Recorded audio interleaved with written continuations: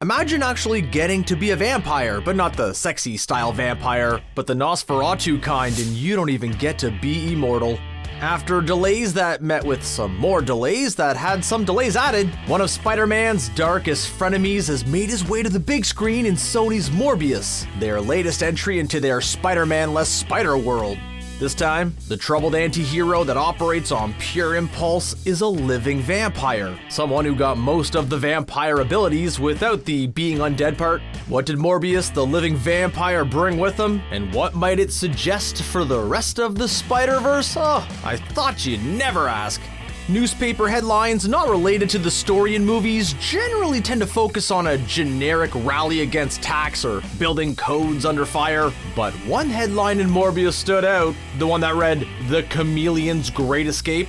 For better or worse, we live in a mega franchise world, not just with movies that get endless sequels, but movies that now have to connect to other movies, meaning they have to dedicate at least part of their storytelling to set up another story that will come later. Call it Thor takes a bath syndrome. In the case of Morbius, Sony is once again pushing the Sinister Six rock up a hill, this time establishing the members in their standalone movies. Venom has had 2 outings, including a story that, in the comics, actually included Morbius. Now we have Morbius and we have Adrian Toomes from Homecoming. Next on deck is Aaron Taylor Johnson's turn as Kraven the Hunter.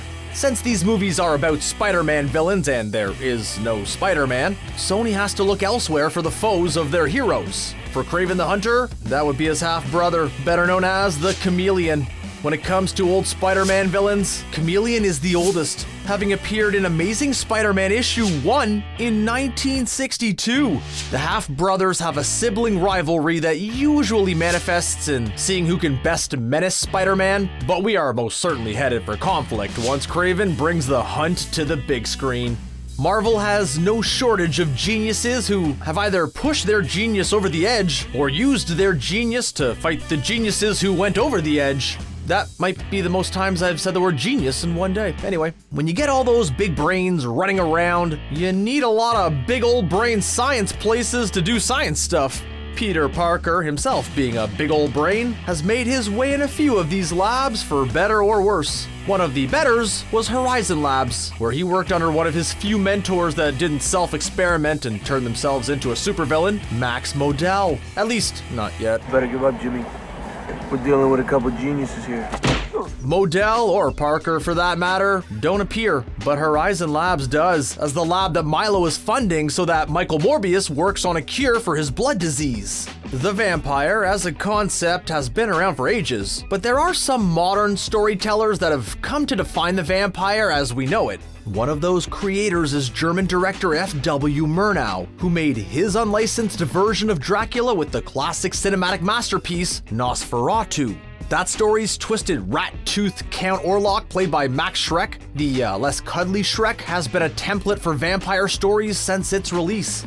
Nosferatu doesn't do the sexy, seductive vampire. Count Orlok looks like someone you would not want to spend the night alone in a castle with. While Jared Leto has his Jared Leto face, when he's overcome with hunger, he gets a distorted bat-like face in the Count Orlok tradition. In a nod to the vampire pioneer, the cargo ship that Morbius performs his illegal experiments on is named the Murnau, a nod to the famous director. When the ever-loving Hulk got his own TV series in the 70s, there was an iconic warning that played in the opening of every episode. The show's David Banner, because TV execs do not like alliterations apparently, warns a nosy reporter saying, "Don't make me angry. You won't like me when I'm angry." Don't make me angry.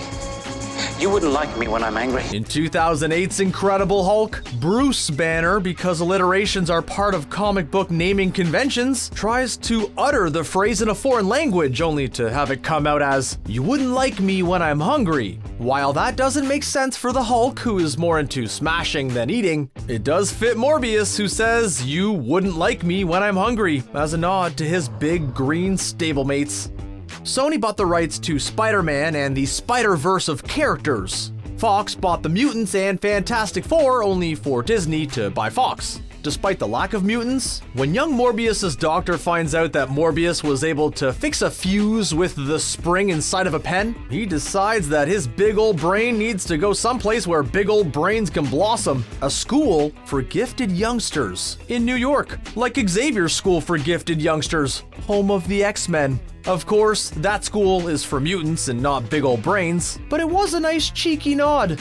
Or was it? In Let There Be Carnage, Shriek makes an appearance, who is a mutant. But so is Wanda, and they've never said the M word. But in Let There Be Carnage, there is a passing reference to Shriek's mutation. Of course, Sony didn't buy Fox, but they've been closer to suggesting mutants than the MCU has. Murnau may have created an iconic vampire in Nosferatu, but even he was riffing on the vampire that has defined vampires in the modern age, Bram Stoker's Dracula. Naturally, when you find yourself in the middle of a living vampire adventure, it's only natural to make a nod to the best known vampire there is. But there is slightly more to it when it comes to Marvel characters. Since Dracula was created well before Mickey Mouse, the character is in the public domain.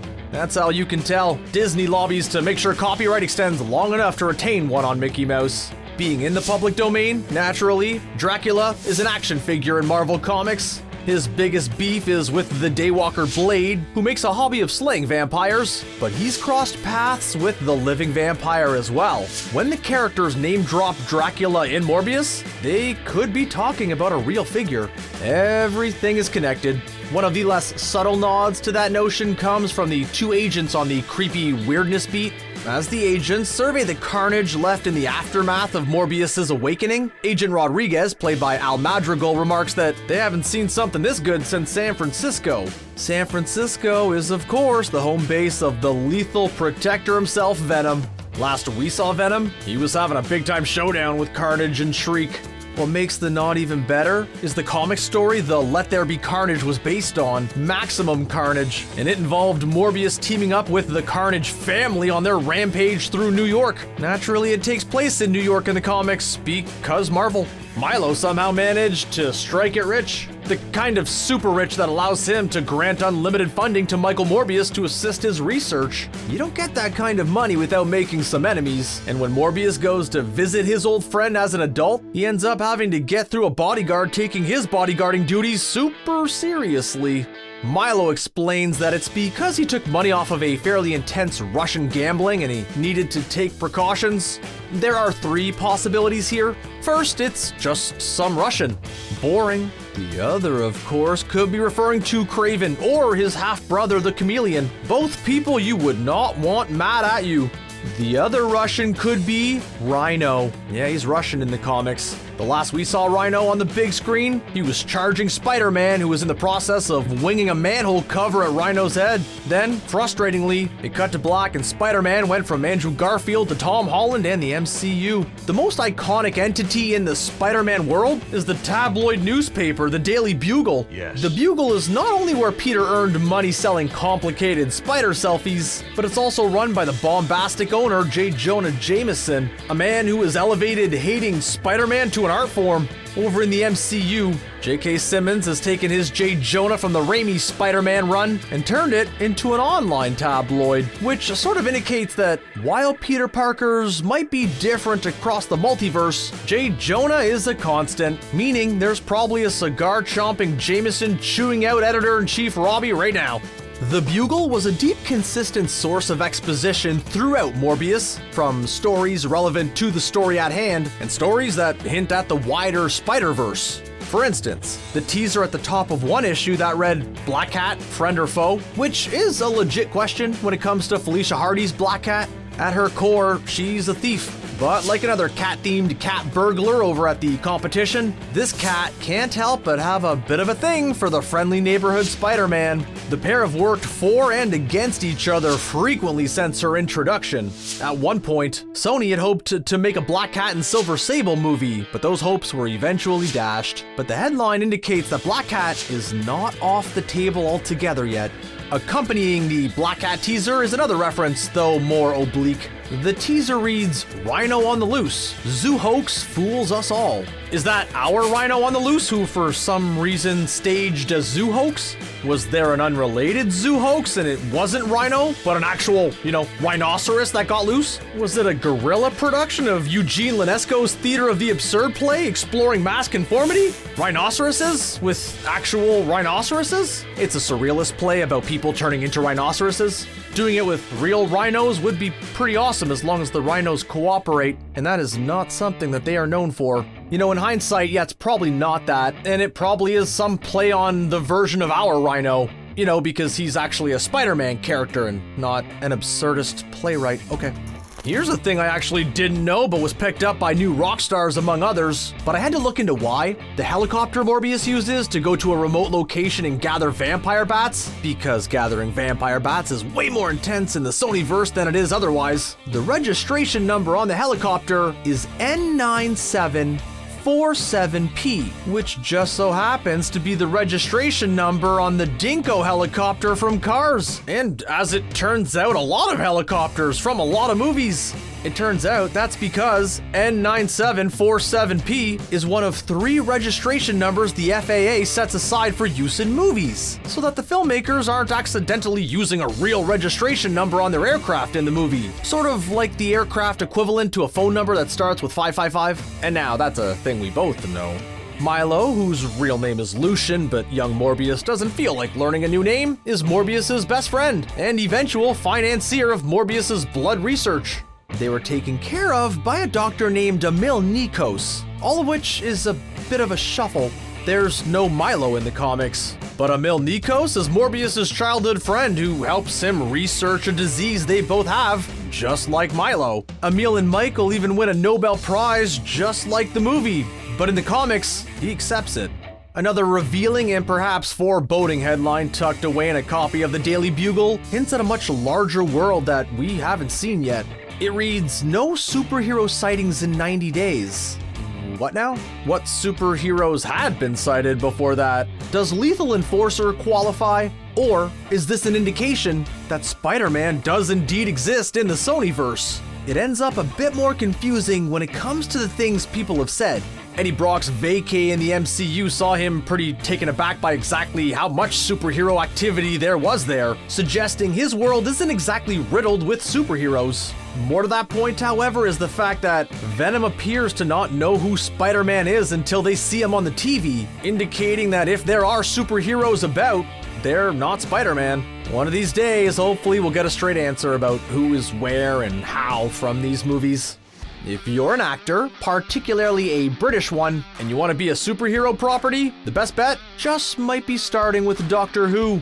Check it out, the 9th Doctor, Christopher Ecclestone, he played Malekith in Thor the Dark World. The 10th Doctor, David Tennant, he played Kilgrave, aka the Purple Man in Season 1 of Jessica Jones. The 12th Doctor, Peter Capaldi, just appeared as the Thinker in the Suicide Squad. Companions have gotten in on the game as well.